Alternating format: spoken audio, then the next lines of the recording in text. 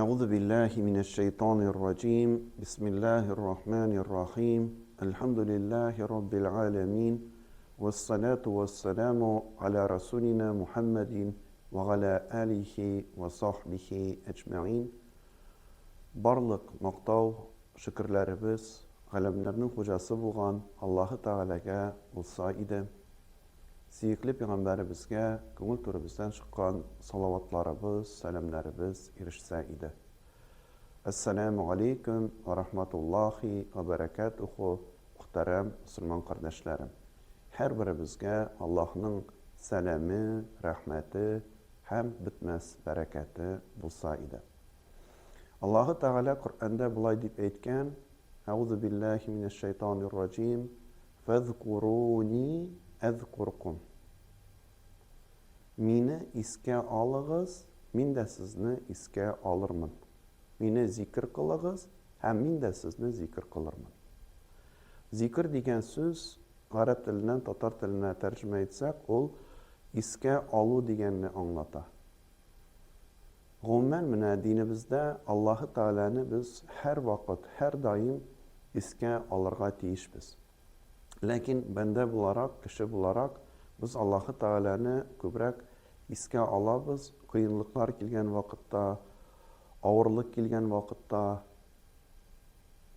Мәсәлән, имтиханнар булса, имтиханга керер алдыннан, яки самолетка утырган вакытта, яки операция булыр алдыннан искә алабыз, дугалар кылдырабыз. Ләкин самолет инде уңайлы килеп төшкәч, biz куллар чабып, пилотка рәхмәт әйтәбез дә, ялга йөгерәбез. Имтиханда 4-ле яки 5-ле билгесе алдык та, укытучыга рәхмәтләр әйтәбез дә, менә яхшы билет эләкте, әзерләнгән идем, шуңа күрә мин җиңдем дип, уңышка ирештем дип әйтәбез дә, Аллаһны онытып җибәрәбез. Пәйгамбәребез Мөхәммәд алейһиссәламның әйткән сүзләреннән аңлашылганча, әгәр без Аллаһны үзебезгә рәхәт булган, җиңел булган вакытта искә алсак, Аллаһы Тәгалә безне авырлык килгән, кыен вакытларда искә алачак дип әйтелә. Шулай Коръәннең икенче бер урында әйтелгән: Я әйюһәлләзина аману зкуруллаһа зикран кәсира. И иман китергән кешеләр, и ышанган кешеләр, Аллаһка ышандым дип йөрибез икән, Аллаһны күп иттереп искә алыгыз. Йокыдан тордык, күзебезне ачтык, Аллаһка шөкер. Аллаһы Тәгалә миңа тагын бүген көн бирде. Утырып ашадык, ичтек, әлхәмдүлилләһ, Аллаһка шөкер, Аллаһ Тәгалә ризыкларын бирде. Һәм шулай киемнәребезне кийдек тә, шулай Аллаһка шөкер дип әйтик. Аллаһ Тәгалә безгә кием биргән. Аллаһ биргән киемне үзебез кия алабыз, эшебезгә, укуыбызга, йөгердек, гаиләбез бар. Аллаһның бүләкләре, Аллаһка шөкер дип без Аллаһны искә алып, Аллаһка рәхмәтле булырга тиешбез. Мөхтәрәм җәмәгать, менә кыямәт көнендә бик куркыныч булган вакытта, бернинди күләгә булмаганда, бик эссе булган вакытта Аллаһы Тәгалә 7 төрле төркем кешеләрне үзенең рәхмәт күләгәсенә ала икән.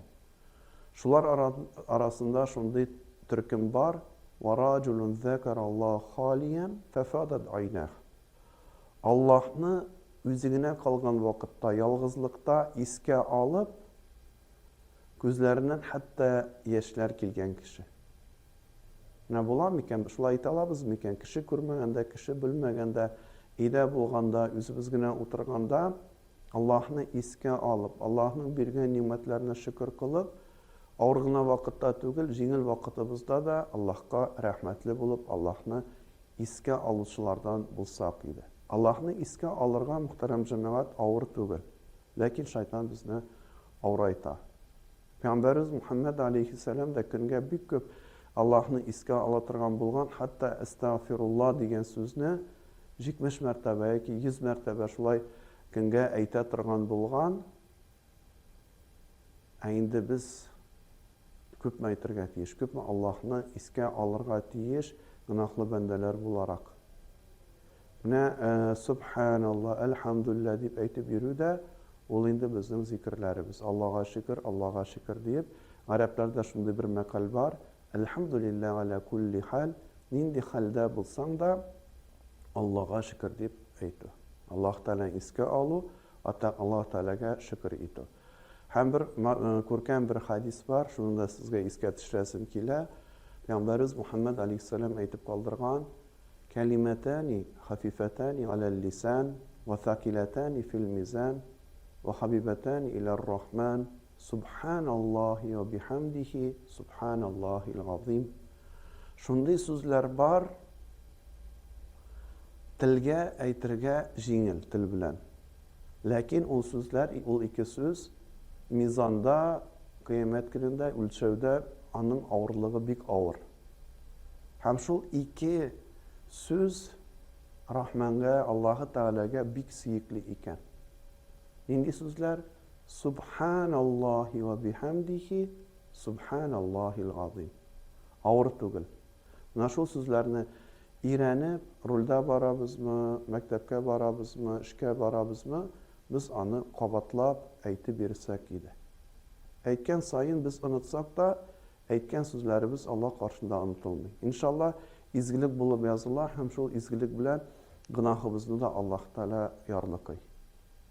Kur'an'da ikinci o'rinda Allah Teala ayta: "Ala bi zikrillahi tatmainnul qulub" deb. Bu narsa deganini anglata, Allah'ni esga alu bilan kişinin ko'ngillari tinchlana, ko'ngillari ko'tarilib ketadi. Ya turmuşda başka yol yok. Kimdir o'ylaydi, zo'r darajalar alırman, bay bulurman, mine şu vakitte baxtli bulurman deb. Yok. Zo'r darajaga da erişe, baylıkka da erişe, lakin nindidir ko'ngil tinchlig'i taba almay. Müslüman kişisi dersten de zo'r darajada da bulurga tiyish, tirishirga tiyish, baylıkka da halal baylıkka tirishirga tiyish biz, lakin bu maksat değil. Biz endi Rabbimizni, Allah'ni esga alıp, ağırlık kelganda da, jengillik kelganda da, imtihanni ikiliga bergan vaqtda da Allah'a şükür deb aytib, Allah'ni esga alalsak edi. Yolda barganda yığılsak da Allah'a şükür deb aytalsak edi, kulumni sındırmadım. Hatta kulunu sındırsak da Allah'a şükür ayağım kaldı deyip Allah-u Teala'nı esga alıp, Allah-u Teala berganga riza bulup, qanaat bulsak edi. Allah-u Subhanahu ve Teala ko'ngillerimizga tinchlik berib, ko'ngillerimizga dard berib, dinimiz için, milletimiz için xizmat etirga, Allah rizosi uchun xizmat etirga hammamizga nasib etsa edi. Assalomu alaykum va rahmatullohi va barakatuh.